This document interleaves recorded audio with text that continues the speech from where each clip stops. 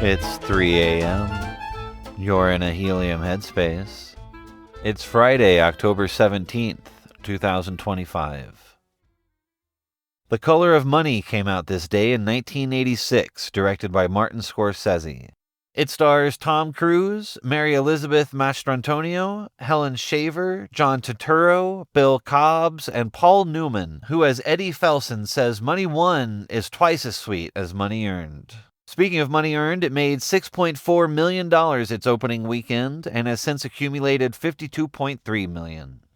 Today in 1711 on Long Island, in bondage, Jupiter Hammon arrived and then did an impolite thing expected of no one in chains. He wrote himself into American letters. In 1761, his broadside hymn, An Evening Thought, slipped into print, the first published poem by a black man. Steeped in scripture, clear-eyed about sin and freedom, and stubbornly hopeful in a way that wasn't naive, but defiant. Hammon's voice is the paradox of the age, a pious clerk owned by the Lloyds, preaching salvation while sketching between the lines a ledger of liberty, a moral economy where the interest of the soul outruns the principle of the plantation. He took the English that fenced him in and turned it into a key. An evening thought rings like a camp meeting bell. The later address to the Negroes argues for a heaven no man can foreclose, and his verses to Phyllis Wheatley carry the tenderness of one prodigy in chains saluting another. Jupiter Hammon once wrote, "If we should ever get to heaven, we shall find nobody to reproach us for being black or for being slaves." Today, 110 years ago, Arthur Miller was born in Harlem, the son of a prosperous coat manufacturer whose fortune evaporated with the Great Depression. The family's fall from comfort to survival marked him deeply. He never stopped writing about the invisible weights people carry when their worth is measured in dollars. His masterpiece, Death of a Salesman, is really a kind of secular sermon. Willie Loman, aging and unraveling, worships the American altar of likability and ends up crucified on its promises. Miller did not invent tragedy for the common man. He recognized that a man with a mortgage could suffer as greatly as a man with a crown. When the play opened in 1949, audiences wept not because they'd met Willie Loman, but because they were him, chasing a version of success that never loved them back. Arthur Miller once said, "Maybe all one can do is hope to end up with the right regrets." Born today in 1947, Michael McKean came into the world with a twinkle of irony in his eye. A man destined to play a rock god who didn't exist yet somehow became more real than most. As David St. Hubbins, lead singer of Spinal Tap, McKean helped create a satire so spot on that it outlived the very bands it mocked. Before that, he'd sharpened his comic sensibilities as Lenny on Laverne and Shirley, proving that his timing was as impeccable as his deadpan. McKean is a craftsman of the absurd, a journeyman of laughter who moves seamlessly between parody and poignancy, from turning amps up to 11 to breaking hearts and Better Call Saul. He's the rare kind of comedian who shows that mockery and empathy can coexist, provided you've got the right perspective. Michael McKean once put it simply, comedy is truth, only faster. It's the birthday of the man who posed, "Imagine you were wrong about everything." You just wake up one day and go, "God damn, I've been wrong about every single thing I've ever believed." Well, then it's time to go down to the rope store, in my opinion, and then go to the rickety stool store.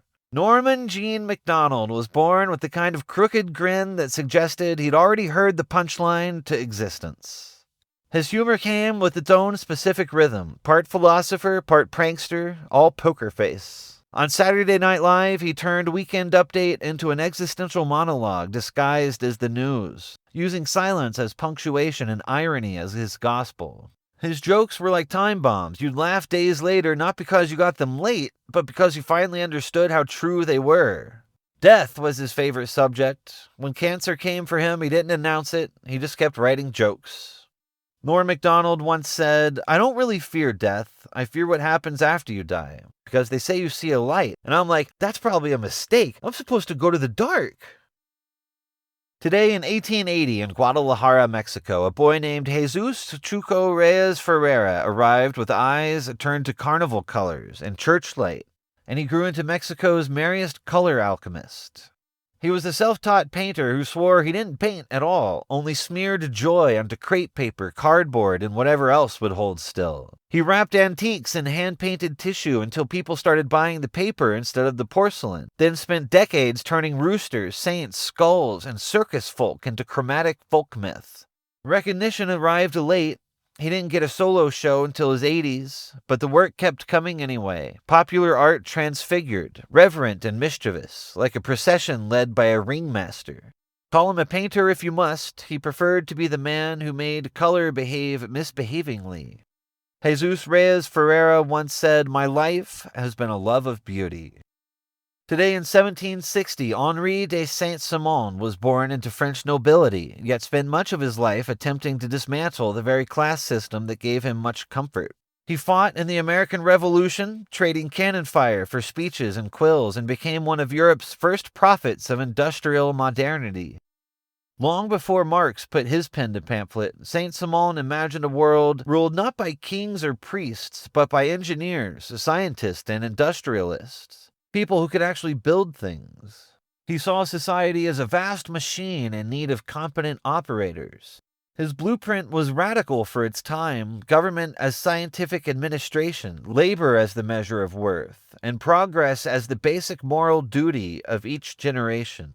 Saint-Simon didn't dream of utopia, he drafted a manual for it, trying in vain to steer the ship of progress in a different direction. Henri de Saint-Simon once wrote, "True equality consists in each drawing benefits from society in exact proportion to his social outlay."